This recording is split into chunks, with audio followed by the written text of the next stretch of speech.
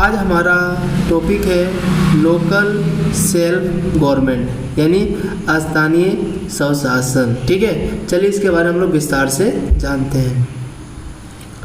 तो बोल रहा है meaning of the local self government, गांव और जिला स्तर के शासन की स्थानीय शासन कहते हैं तथा इसकी आशय ऐसे शासन से है जिसमें राजनीतिक शक्ति का विस्तार आम आदमी के हाथों तक हो, जिसमें वे सभी स्थानीय समस्याओं का निराकरण स्वयं कर सके, प्रशासन की निर्णायक भूमिका अदा कर सके। यह राजनीतिक जागरूकता के साथ साथ आदमी की सशक्तिकरण का परिचायक है। स्थानीय स्वशासन के विकेंद्रीकृत शासन व्यवस्था तथा सहभागिता मूलक लोकतंत्र का आदर्श अंतर्निहित है। इस व्यवस्था का मुख्य लाभ यह है कि इसमें ग्रामीण जनता की पहुंच शासन तक हो जाती है और साथ ही कार्यान्वयन से संबंधित अहम फैसले लेने की उस परियोजना का विशेष लाभार्थी प्रतिष्ठा जुड़ जाते हैं। परिणाम स्वरूप ग्रामीण उत्थान एवं विकास का रास्ता खुल जाता है। भारत में स्थानीय स्वशासन का विकास। भारत का स्थानीय स्वशासन का ऐतिहासिक पहलू देखिए। चोल साम्राज्य एवं विजयनगर साम्राज्य की आयंगर व्यवस्था में स्थानीय शासन का बीज परिलक्षित होते थे। 1773 में रेगुलेटिंग एक्ट के तहत गाँव के लिए जमींदार नियुक्त किए गए जो पंचायतों के सत्ता और सरकार की प्रति जवाब थे। लॉर्ड रिपन 1882 में स्थानीय शासन संबंधी प्रस्ताव दिया जिसे स्थानीय शासन संस्थाओं का मैग्ना कार्टा भी कहा जाता है। यह पहला अवसर था जब स्थानीय शासन निर्वाचित निकाय अस्तित्व में आया। लॉर्ड रिपन को स्थानीय शासन का जनक भी कहा जाता है। 1919 में भारत शासन अधिनियम के तहत प्रांतों में दोहरे शासन की व्यवस्था की गई। स्थानीय शासन की हस्तांतरित विशेष सूची में रखा गया। 1935 में भारत शासन अधिनियम के तहत इसे और व्यापक विस्तृत बनाया गया। स्वतंत्रता की प्राप्ति के बाद संविधान सभा में स्थानीय शासन के समय दो खेम हो गए, स्थानीय शासन के पक्षधर और स्थानीय शासन के विरोधी।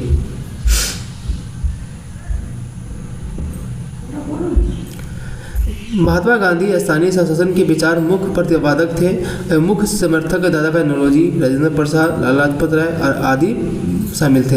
इनके प्रमुख विरोधी डॉक्टर भीमराव अम्बेडकर थे। उनके अनुसार स्थानीय शासन सामंती, पुरुषवादी, जातिवादी सामाजिक ढांचे का निर्माण करेगा। अंततः संविधान सभा ने स्थानीय शासन को नीति निषेध तत्वों के अनुच्छेद 40 में तहत शामिल किया। अनुच्छेद 40 में प्रावधान किया गया कि राज्य ग्राम पंचायतों को गठन करने के लिए कदम उठाएगा और उनको ऐसी शक्ति और प्राधिकार प्रदान करेगा जो उन्हें स्वायत्ता शासन इकाई के रूप में कार्य करने के योग बनाने में आवश्यक है। 2 अक्टूबर 1952 में देश में 55 विकास खंडों में सामुदायिक विकास कार्यक्रम शुरुआत कर पंचायती राज पृष्ठभूमि तैयार की गई। 1950 से 92 तक चरणबद्ध प्रयासों में 73-74 संविधान संशोधन भारत में स्थानीय शासन का संवैधानिक दर्जा मिला। भारत में पंचायती राज संबंधी प्रमुख समितियां। यह समिति 1957 में बलवान राज समिति, गतिशील योजना आयोग, वर्तमान योजना आयोग के साथ नीति आयोग गठन हुआ। द्वारा सामुदायिक विकास कार्यक्रम राष्ट्रीय विस्तार सेवा कार्यक्रम अध्ययन के लिए गठित की गई। नवंबर 1957 में समिति ने अपनी रिपोर्ट सौंपी जिसमें निम्नलिखित सिफारिश थी। जन सहभागिता सुनिश्चित करने का सबसे ठोस तरीका पंचायती राज को माना। सामुदायिक विकास कार्यक्रम को असफलता के बाद गया। पंचायतों का त्रिस्तरीय ढांचा बनाए जाने की बात कही। ग्राम स्तर पर ग्राम पंचायत, खंड या ब्लॉक स्तर पर पंचायत समिति और जिला स्तर पर जिला परिषद। सरकार का काम सिर्फ मार्गदर्शन, निरीक्षण तथा उच्च स्तर की योजना बनाने तक सीमित रखने की योजनाओं को संचालन कार्य स्थानीय स्वशासन की संस्थाओं को सौंपने की बात कही गई। समिति की सिफारिश में इस बात का उल्लेख किया गया है जिला परिषद अध्यक्ष जिलाधिकारी होना चाहिए। पंचायती संस्थाओं को प्रभावी कार्यान्वयन के लिए उन्हें पर्याप्त संसाधन स्थापित किए जाने चाहिए। भविष्य में शक्तियों का विकेंद्रीकरण की बात की गई। 1998 में राष्ट्रीय विकास परिषद ने बलवंत राय मेहता समिति की सिफारिश स्वीकार की। 2 अक्टूबर 1959 में नागौर जिले के राजस्थान में तत्कालीन प्रधानमंत्री नेहरू जी और देश की पहली त्रिस्तरीय पंचायत का उद्घाटन किया गया। तदुपरांत 11 अक्टूबर 1959 को आंध्र प्रदेश के महबूब नगर जिले में सादर नगर विकासखंड इसे योजना शुरू की गई। अशोक मेहता समिति। दिसंबर 1977 में जनता पार्टी की सरकार द्वारा अशोक मेहता की अध्यक्षता में इसका गठन किया गया। इस समिति में अपनी रिपोर्ट अगस्त 1978 में सौंपी और इससे निम्नलिखित सुझाव दिए।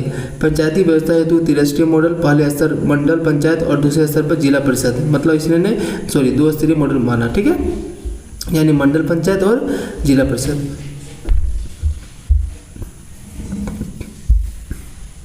विकास पंचायत से अलग न्याय पंचायत का गठन होना चाहिए, जिसके अध्यक्ष और न्यायाधीश को हो अनुसूचित जातियों और अनुसूचित जनजातियों को उचित प्रतिनिधि मिलना चाहिए। पंचायतों के चुनाव दलगत आधार पर होने चाहिए।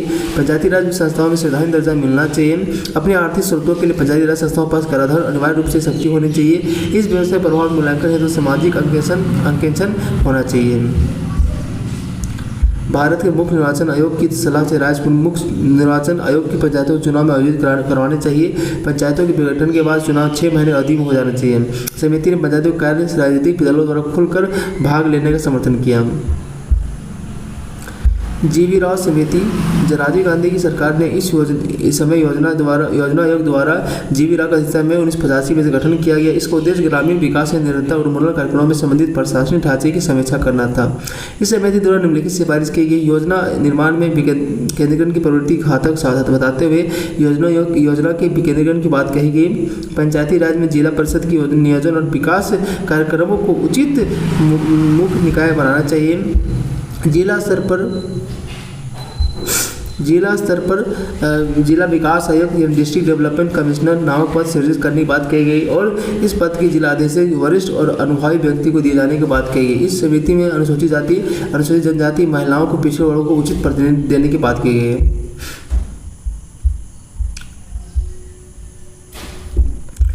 गरीबी उन्मूलन के ग्रामीण विकास कार्यक्रम पंचायती राज संस्थाओं को जोड़ने की बात कही गई, जिसमें वह अधिक ग्राहक केंद्रित बन सके। प्रशासनिक अधिकारों की गुणवत्ता में सुधार लाने की बात की गई है।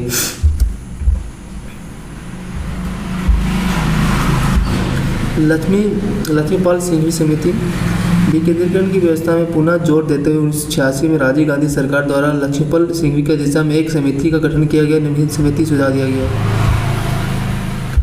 पंचायती राज व्यवस्था में संवैधानिक दर्जा दिया जाना चाहिए। 63 ग्राम खंड जिला पंचायतों का गठन किया जाना चाहिए। दलगत व्यवस्था को पंचायती राज चुनाव में नहीं अपनाना चाहिए। पंचायती राज व्यवस्था से जुड़ी समस्याओं को निराकरण हेतु पंचायती राज अधिकरण की व्यवस्था किया जाना चाहिए। राज्य वित्त आयोग गठन कर पंचायतों को आरोपण अधिकार दिया जाना चाहिए।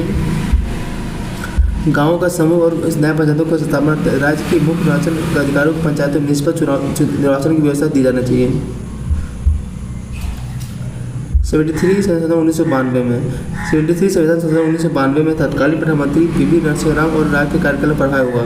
विधेयक को संसद द्वारा पारित होने के बाद 20 अप्रैल 1993 को राष्ट्रपति की स्वीकृति प्राप्त हुई और 24 अप्रैल 1993 को 73 और संविधान संशोधन अधिनियम पर लागू हुआ।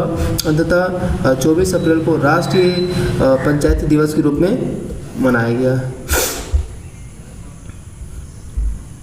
राष्ट्रीय ग्राम स्वराज अभियान, राष्ट्रीय ग्राम स्वराज अभियान की शुरुआत प्रधानमंत्री ने 24 अप्रैल 2018 को पंचायती राज दिवस की 25वीं वर्षगांठ के उपलक्ष्य में की गई। आरजीएस लक्ष्य निम्नलिखित है। एसडीजी संबंधी विषयों पर पंचायती राज संस्थाओं को शासन कार्यक्षमता का विकास करना, उपलब्ध संसाधनों के सर्वोत्तम उपयोग पर ध्यान देते हुए समेकित ग्रामीण विकास हेतु पंचायतों को क्षमता बढ़ाने हेतु राष्ट्रीय महत्व विषयों पर समाधान करना, समय की आय के स्रोतों का विकास करने की पंचायतों की क्षमता का विकास करना, जन सहभागिता के मूल तंत्र के रूप में ग्राम सभाओं को प्रभावी कार्यक्षमता को मजबूत करना, विभिन्न विकास कार्यों के लिए प्रभावपूर्ण कार्यान्वयन के लिए सहायक प्रावधानों का सहयोग सुनिश्चित करना।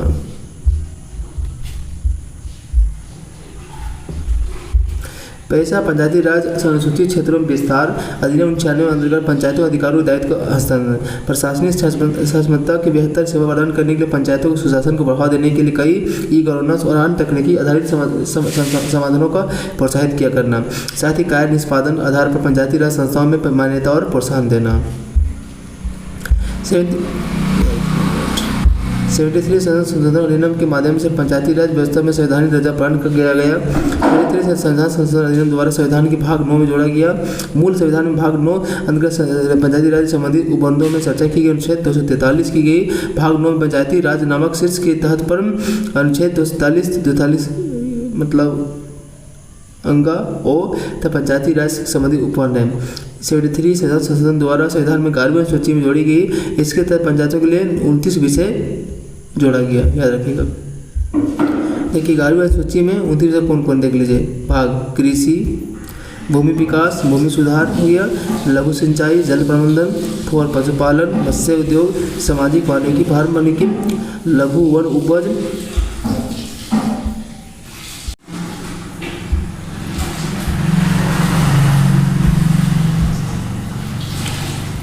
इधर देखिए,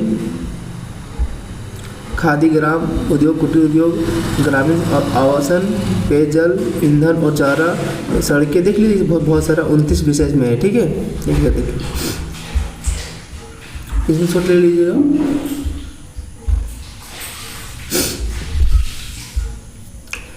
33 सदस्य संशोधन के प्रमुख उपन। 33 सदस्य संशोधन का संबंध पंचायती राज स्थानीय शासन से है। अनुच्छेद 243 का मतलब अंगा पंचायती राज से संबंधित विभिन्न उपन किए गए, इसमें शामिल प्रमुख उपन इस प्रकार है। पंचायत, इसके अंदर प्रत्येक ऐसी संस्था शामिल है जिसे अनुच्छेद 243 खा के तहत स्थानीय शासन के लिए गठित किया जाता है, चाहे नाम भिन्न हो। ग्राम सभा, अनुच्छेद 243 का में ग्राम सभा के शक्तियों और कार्यों का वर्णन किया गया है। इसमें कहा गया है कि ग्राम सभा ग्राम स्तर पर ऐसी शक्तियों का प्रयोग और ऐसी किरणों का पालन कर सकेगी जो किसी राज्य विधानमंडल द्वारा विधि के द्वारा उपलब्धित किए जाएंगे। नोट, ग्राम सभा कोई निर्वाचित निकाय न होकर राज्यपाल द्वारा अधिसूचित गाँव या गाँवों का समूह जिसके अंतर्गत वे सभी सदस्य आ जाते हैं जो वहाँ की मतदाता सूची में शामिल है। पंचायतों का गठन, राज्य की जनसंख्या यदि 20 लाख से अधिक होगी तो वहाँ पंचायतों के 3 स्तर कार्य करते हैं, जबकि इसके कम संख्या वाले पर ग्राम स्तर और जिला स्तर होता है, 2 स्तर होता है। देखिए, ग्राम स्तर पर राज्यपाल द्वारा अधिसूचित, मध्यवर्ती स्तर पर वैसे राज्य की जनसंख्या 20 लाख से ऊपर हो, जिला स्तर किसी राज्य द्वारा घोषित जिले की पंचायत।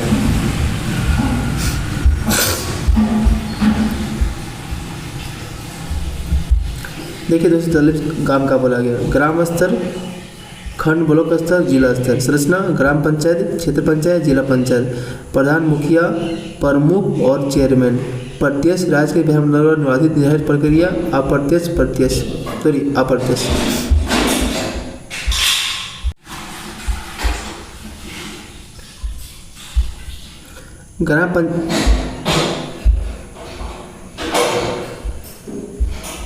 ग्राम पंचायत का कंपोजिशन, पंचायतों की संरचना संबंधित विस्तृत प्रावधान संविधान के अनुच्छेद 243 में किया गया है, जिसके अनुसार भाग 9 में दिए गए उपबंधों के अधीन रहते हुए कोई राज्य विधानमंडल अपने विवेक से पंचायतों की संरचना निर्धारित कर सकता है। प्रत्येक पंचायत क्षेत्र प्रादेशिक निर्वाचन क्षेत्रों में बांटा जाएगा। पंचायत के सभी स्थानों पर प्रत्यक्ष चुनाव होगा। पंचायतों के प्रत्येक स्तर पर जनसंख्या निर्वाचन से भर जाने के वाले स्थान में अनुपात राज्य के भर से यथासंभव समान रहना चाहिए। असमानता स्थिति में राज्य विधानमंडल पंचायत क्षेत्रों का विभाजन तय करेंगे। राज्य विधानमंडल को शक्ति दी गई कि वह ग्राम स्तर पंचायतों के चुनाव में नीति तय करेगा। प्रतिनिधित्व देना, ग्राम पंचायतों के अध्यक्षों को मध्यवर्ती स्तरों के बासिंदाओं में यदि मध्यवर्ती स्तर की पंचायतें नहीं है तो जिला स्तर की पंचायतों को प्रतिनिधित्व दे सकती हैं। मध्यवर्ती स्तर की पंचायतों के अध्यक्षों की जिला स्तर की पंचायतों की प्रतिनिधित्व दे सकती है। लोकसभा विधानसभा के सदस्यों उसके निर्वाचन क्षेत्र पड़ने वाले मध्यवर्ती जिला पंचायतों की प्रतिनिधित्व दिया जा सकता है।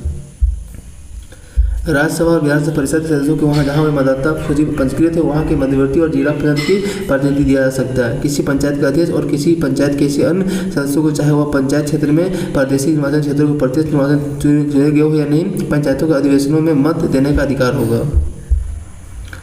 मध्यवर्ती और जिला स्तरों पर अध्यक्ष का चुनाव अप्रत्यक्ष तरीके से होता है, अर्थात दोनों स्तरों पर बाध्यता है कि प्रत्येक अध्यक्ष का चुनाव निर्वाचित सदस्यों द्वारा अपने किया जाए।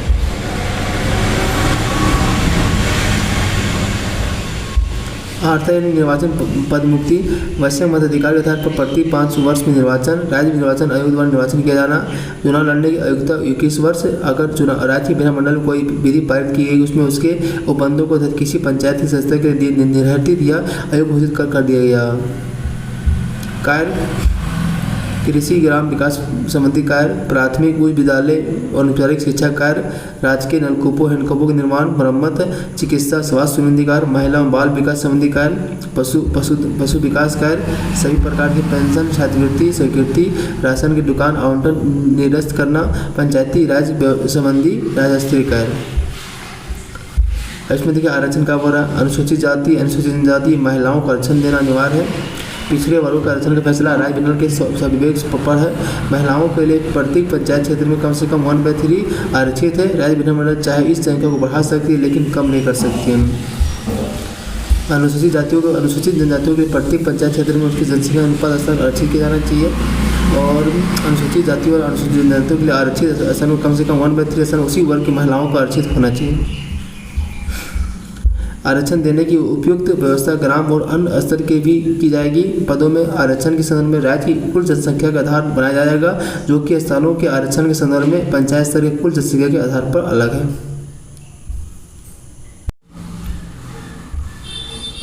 पंचायतों की अवधि और आदि। प्रत्येक पंचायत चाहे वह किसी भी स्तर का हो, अपनी पहली बैठक में 5 वर्षों की अवधि तक बनी रहेगी। वह किसी भी स्थिति में इससे अधिक अवधि तक अस्तित्व में नहीं रहेगी। पंचायतों की अवधि पूर्ण होने से पहले नए चुनाव कराए जाएंगे। पंचायतों को उस समय पूर्ववत किसी विधि के तहत 5 साल से पहले भी विघटित किया जा सकता है। इसका अर्थ है कि राज्य विधानमंडल में पंचायतों संबंधी अपनी अवधि में पंचायत के विघटन की कोई रीति निर्देशित कर रखी है तो उसके तहत किसी भी पंचायत की 5 वर्ष की अवधि पूर्ण करने से पहले विघटित किया जा सकता है। किंतु यदि विधानमंडल से उस विधि को कोई संशोधन किया है तो उस संशोधन के आधार पर कोई पंचायत अपनी निर्देशित अवधि 5 वर्ष से पूर्व विघटित नहीं की जा सकेगी। अगर किसी पंचायत के विघटन उसकी 5 वर्ष की अवधि से पहले किया गया तो 6 माह के भीतर नए चुनाव कराए जाएंगे। अगर विघटन के समय पंचायत की शेष अवधि 6 माह से कम बची है तो नए चुनाव कराना अनिवार्य नहीं होगा। अगर समय पूर्व विघटन कारण किसी पंचायत का चुनाव कराया जाता है तो ऐसी पंचायत सिर्फ शेष अवधि के लिए काम करेगी, न आगामी 5 वर्षों के लिए। वर्तमान बिहार, उत्तराखंड, मध्य प्रदेश, हिमाचल प्रदेश आदि राज्यों में पंचायती राज संस्थाओं में महिलाओं को 50% आरक्षण दिया गया है।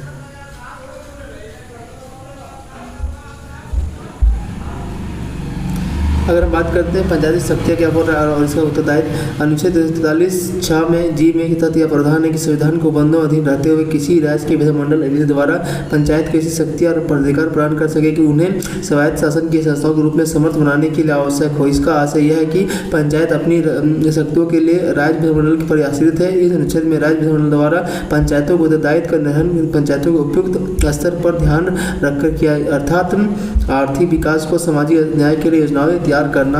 आर्थिक विकास और सामाजिक न्याय की ऐसी स्कीमों का जो उसमें सौंपी जाए जिसके अंतर्गत वह स्कीमें हैं 11वीं सूची में सूचीबद्ध विषयों में संबंध हो। पंचायतों का बीच जोड़े से प्रदान, अनुच्छेद 43(j) यानी H में तहत राज्य विधानमंडल की स्वायत्तता प्रदान की गई। पंचायतों द्वारा आरोपित करने एवं स्कीम निधियों निर्धारण कर सकेगा। अनुच्छेद के तहत राज्य का विधानमंडल विधि द्वारा ऐसे कर, शुल्क, पथकार और बीस फीसें उद्गृहित, संग्रहित और विनियोजित करने के लिए किसी पंचायत किसी प्रक्रिया के अनुसार और ऐसे नियमों का अधीन रहते हुए भी प्राधिकृत कर सकेगा। राज्य सरकार द्वारा उद्गृहित, संग्रहित ऐसे कर, शुल्क और पथकर फीसें इसी पंचायत की और इसी प्रयोजनों के लिए लिए जाए ऐसी शर्तों को निबंधन अधीन रहते हुए सुनिश्चित कर सकेगा। राज्यों को संचित निधि में पंचायतों के लिए ऐसा सहायता का अनुदान देने के लिए उपबंध कर सकेगा और पंचायतों द्वारा उनकी ओर क्रमशः प्राप्त किए गए सभी धनों को जमा करने के लिए ऐसी निधियों का गठन और करने और निधियों में से धन को निकालने की उपबंध कर सकेगा। राज्य वित्त आयोग, अनुच्छेद 43(I) में राज्य के लिए वित्त आयोग के गठन का प्रावधान किया गया है और इसके गठन की प्रत्येक राज्य के लिए अनिवार्य बनाया गया है। राज्य वित्त आयोग और संरचना आदि के संबंध में राज्य विधानमंडल द्वारा सहायता प्रदान की गई है। राज्य के राज्यपाल प्रत्येक 5 वर्ष में राज्य वित्त आयोग गठन करेगा। राज्य वित्त आयोग का मुख्य कार्य पंचायत को वित्तीय स्थिति को समीक्षा करना और इसके तरह सौंपी गई रिपोर्टों को राज्य विधानमंडल रखवाला। पंचायतों का लेखा परीक्षण, अनुच्छेद 43(j) में पंचायतों के लेखाओं में संबंधित प्रावधान किए गए। इसके अनुसार प्रत्येक राज्य विधानमंडल विधि द्वारा पंचायतों की खातों और देखरेख में लेखाओं के संपरीक्षा के बारे में उपबंध कर सकेगा। राज्य निर्वाचन आयोग, अनुच्छेद 43(k) के तहत राज्य निर्वाचन आयोग का प्रावधान किया गया है। इससे संबंधित प्रावधान इस प्रकार है, प्रत्येक राज्य के लिए राज्य निर्वाचन आयोग होगा जिसमें एक राज्य निर्वाचन आयुक्त राज्यपाल द्वारा नियुक्त होगा। राज्यपाल को अधिकार होगा कि राज्य के निर्वाचन आयोग की सेवा शर्तें और प्रतिबंधी का निर्धारण कर सके। यह राम द्वारा अपने अधीन विधि द्वारा होगा। और राज्य निर्वाचन आयोग को उसी रीति और आरक्षण को हटाया जा सके जैसे उस न्यायालयों के किसी न्यायालय को हटाया जा सकेगा। राज्य निर्वाचन आयोग पंचायतों के सभी चुनावों के लिए मतदाता सूची तैयार करने और पंचायतों के सभी चुनावों के संचालन के लिए उत्तरदायित्व होगा।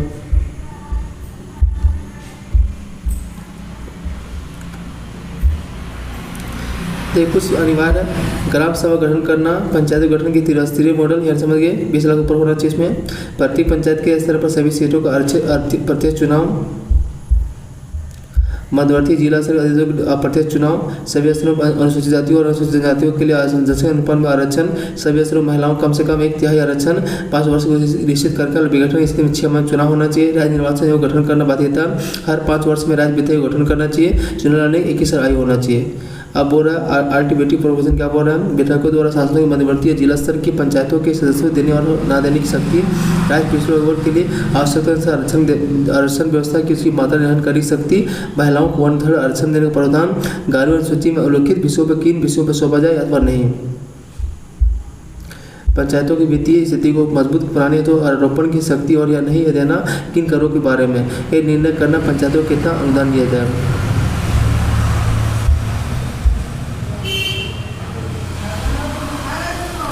ठीक है, बोल रहा है क्षेत्र पद यानी ब्लॉक, यह स्थानीय ग्रामीण शासन में मध्यवर्ती इकाई होती है। इसमें ग्राम पंचायत और जिला परिषद की मध्य कड़ी काम करता है। क्षेत्र पंचायत सदस्यों का निर्वाचन ग्राम सभा सदस्यों द्वारा प्रत्यक्ष निर्वाचन द्वारा होता है। ये सदस्य अपने ही सदस्यों को अधिक चुने जाते हैं। इस समिति का कार्यकाल 5 वर्ष होता है और समय पूर्व भंग होने की स्थिति में चुनाव 6 माह के भीतर होता है।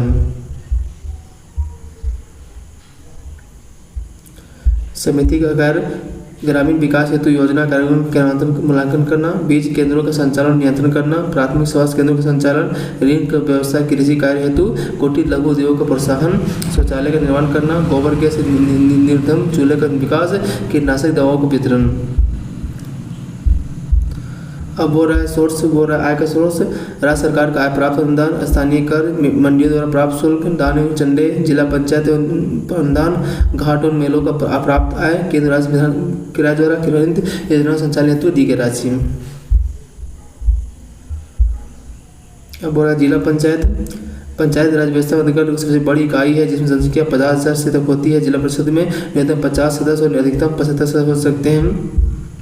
जिला परिषद के सदस्य प्रत्यक्ष निर्वाचित होते हैं और अध्यक्ष चुनाव अप्रत्यक्ष पति द्वारा होता है। निर्वाचित सदस्यों की संख्या जिलाधिकारी और निश्चित की जाती है और जिले के सभी पंचायतों समितियों के प्रमुख लोकसभा सांसद राज्य विधानमंडल के सदस्य उसके भी सदस्य होते हैं। इसका कार्यकाल 5 वर्ष होता है। समिति को विघटन होने की स्थिति में 6 माह भीतर निर्वाचन होता है।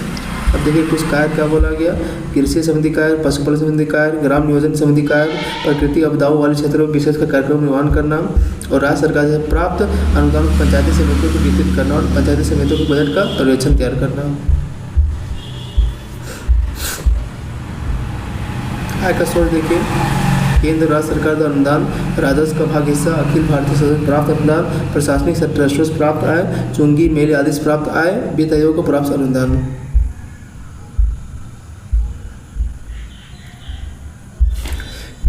संशोधन उनमें यह तय किया गया कि 1 वर्ष के भीतर अनुसूचित जनजातीय क्षेत्रों में पंचायती राज का विस्तार किया जाएगा, किंतु केंद्र सरकार तो कोई ठोस कदम नहीं उठाया गया। केवल 8 राज्य उस समय अनुसूचित क्षेत्र में धारक थे। बाद में मध्य प्रदेश अलग हुआ, छत्तीसगढ़ बीच में शामिल हो गया और इसकी संख्या 10 हो गई। ये 10 राज्य निम्नलिखित आंध्र प्रदेश, ओडिशा, छत्तीसगढ़, गुजरात, हिमाचल प्रदेश, झारखंड, महाराष्ट्र, मध्य प्रदेश, राजस्थान और तेलंगाना।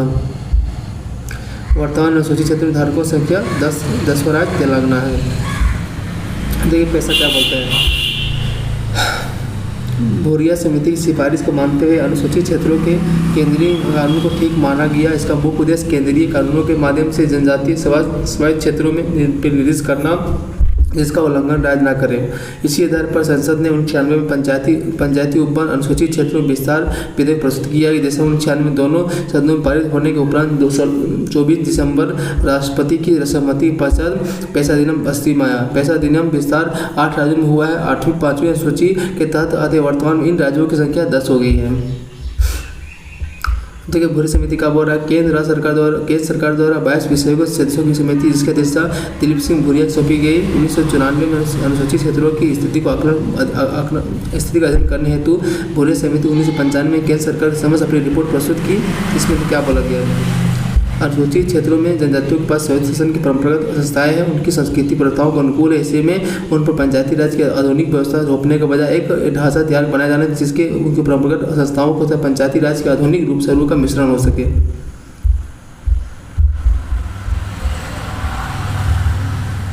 इन क्षेत्रों में ग्रामीण सभाओं के अत्यंत लोकप्रियता देखते हुए इन पंचायतों शक्तियों में दी जानी ताकि ग्राम पंचायतों का प्रभावी नियंत्रण हो सके। इन क्षेत्रों में जिला पंचायत सहित जिला परिषद प्रावधान के साथ साथ छठी अनुसूची के तहत जिला परिषद के तहत विधायी, प्रशासनिक, न्यायिक और वित्तीय शक्तियाँ प्रारंभ हो गए। इसके अतिरिक्त जिन जिलों में जनजातीय आबादी कम है वहाँ अधिक घनत्व वाले क्षेत्रों में स्वायत्त उप जिला परिषद गठन होना चाहिए। साथ ही 5वीं अनुसूची में जनजातीय सलाहकार परिषद की अध्यक्षता मुख्यमंत्री को तथा जनजातीय मामले जुड़ी केंद्रीय सलाहकार परिषद की अध्यक्षता प्रभावी सौंपने की बात इस समिति की सिफारिश में शामिल है। अनुसूचित क्षेत्रों में जुड़े मामले जैसे कि वन, आबकारी, पुलिस और राज्य पंचायतों को प्रशासनिक नियंत्रण शक्ति देने की सिफारिश की गई है। अधिक पैसा देने मुख्य पंचायतों की दी गई शक्तियाँ: भूमि अधिग्रहण, पुनर्वास, विस्थापित व्यक्तियों के पुनर्वास में अनिवार्य परामर्श का अधिकार, एक उचित स्तर पर पंचायतों के लघु जल निकाय योजना का प्रबंधन का कार्य सौंपना, एक उचित स्तर पर ग्राम सभा पंचायतों को खान के संबंधित लाइसेंस, पट्टा सम, मादक द्रव्यों की बिक्री, खपत की नियमित अधिकार और लघु वनोपज का स्वामित्व, भूमि हस्तांतरण के रोकना और हस्तांतरित भूमि का बहाली, ग्रामीण हाट बाजार के प्रबंधन, अनुसूचित जनजातियों के दिए जाने वाले ऋण का नियंत्रण, सामाजिक क्षेत्र में कार्यकर्ताओं की संस्थाओं, जनजातीय उप योजना संसाधनों का सहित स्थानीय योजना का नियंत्रण। पैसा का महत्व क्या हो रहा है? पैसा आदिवासी क्षेत्र में बालिकाओं की भावना कम करेगा, सार्वजनिक आबादी, गरीबी और पलायन कम हो जाएगा, प्रकृति संसाधन नियंत्रण प्रबंधन आजीविका सुधार होगा, जनजातीय आबादी की शोषण कमी आएगी क्योंकि ये ऋण देने और शराब बिक्री पर मतलब पर निबंधन बोलता है। भूमि की अवैध हस्तक्षेप पर रोक लगेगी। पैसा जनजातीय रीति रिवाजों की जनजातीय आबादी संस्कृति पहचान विरासत की संरक्षित करेगा। तो ये समस्या कब हो रहा है? मतभिन्नता की स्थिति। ऐसे पैसा में तहत प्रति गांव में एक ग्राम सभा का प्रधान और कई बार ग्राम पंचायतें एक से अधिक ग्राम पंचायतों के द्वारा चुनी जाती है। ऐसी स्थिति में पंचायतों किसी निर्णय अलग अलग हो सकता है। और बोल रहा अधिकारों की सीमा में उत्पन्न विवाद। ऐसा भारतीय वन अधिनियम 1927 प्रावधान भिन्नता पर विवाद उत्पन्न होती है, जैसे कि जहाँ पैसा ग्राम सभा का लघु वन उत्पादों का अधिकार है वही भारतीय वन अधिनियम 1927 में उत्पादों को आदिवासी द्वारा प्रयोग की सीमित करता है।